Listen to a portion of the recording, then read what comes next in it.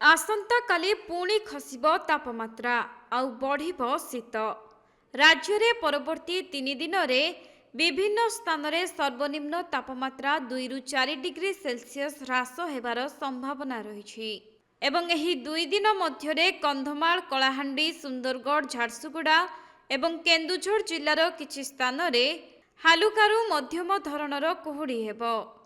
तेबे 8 तारिख रे दक्षिण आभ्यंतरीण ओडिशा सुंदरगढ़ देवगढ़ संबलपुर झारसुगुड़ा बरगढ़ एवं 9 तारिख रे आभ्यंतरीण ओडिशा समेत गजपति जिल्लार किछि स्थान रे हालुकारू मध्यम धरणर वर्षा हेबार संभावना रही। सेहीपरि 6 तारिख 7 तारिख एवं 10 तारिख रे पाग मुख्यतः सुखिला रहिबो। सेपटे गत 24 घंटे कोरापुट बोरीगुमा रे सर्वाधिक वर्षा 65.4 मिमी रेकर्ड होईछि एवं मालकानगिरी रे 5.2 मिमी वर्षा रेकर्ड करा जायछि।